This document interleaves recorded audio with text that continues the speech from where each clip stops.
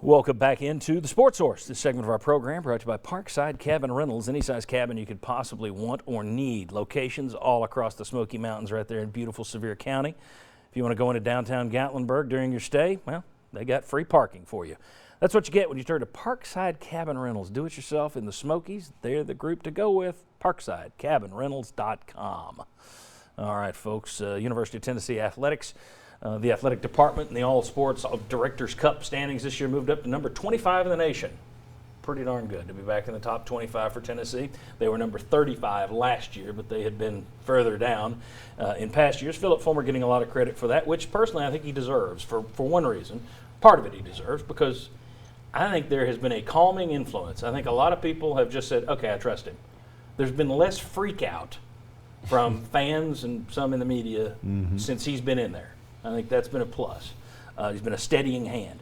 And he's also getting a $100,000 bonus for this Directors Cup thing. And this is where I question how much of that $100,000 should go to him and how much to other people. Jimmy, when you look at the roster of coaches that made up the difference this year, a lot of those guys weren't Phillip Fulmer hires.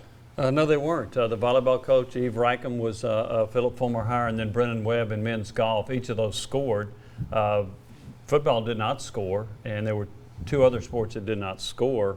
So Fulmer probably doesn't have a whole lot to do with why they are 25th based on the hiring of the coaches.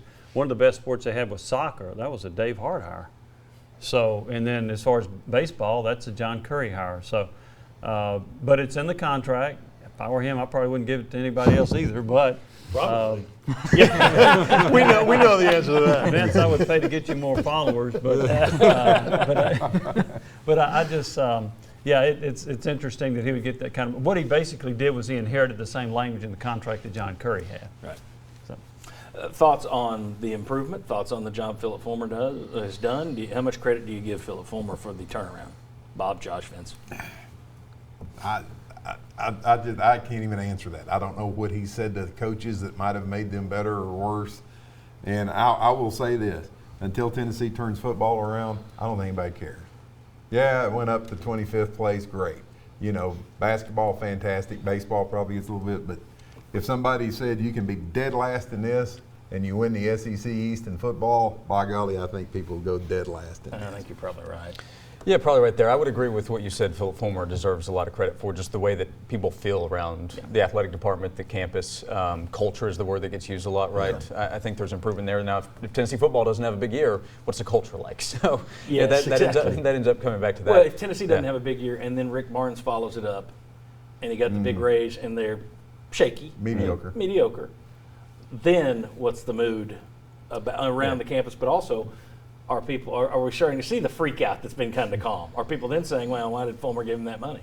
Probably puts a little more pressure on the football season coming up, wouldn't you say? Yes, it does. But yeah, so yes, it does. And then back to our first segment. Right. And I think I kind of have an issue with just the whole bonus structure within college athletics. It has nothing to do with Tennessee specific. And if I'm Phillip Fulmer, I accept that $100,000 bonus. Make your point though. It's a good. We were talking beforehand. Well, would you been better off? Tennessee in this case, non-revenue sports have great success, which is great for UT, but because of the non-revenue sports success, it costs Tennessee more money because they then have to pay out a big bonus.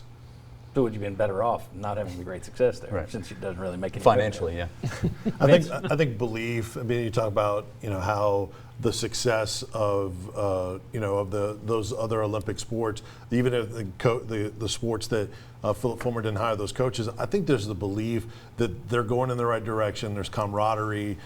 Josh mentioned the culture, and then also I think men's basketball, probably helped those other sports as well, using it as a recruiting tool. So I think all of it kind of meshes together. But yeah, it's not all 100% on Fulmer. All right, very good, guys. When we come back, I am going to tick off both sides because no one's going to listen to my point. But I'm going to do it anyway. It's the 4th of July week. This story came up with the shoes and the flag. If you're barking about that, you're missing the main point, and that's where I'm going. It's a little pet peeve of mine. We'll discuss it next, how sports are misusing the American flag. Come on back.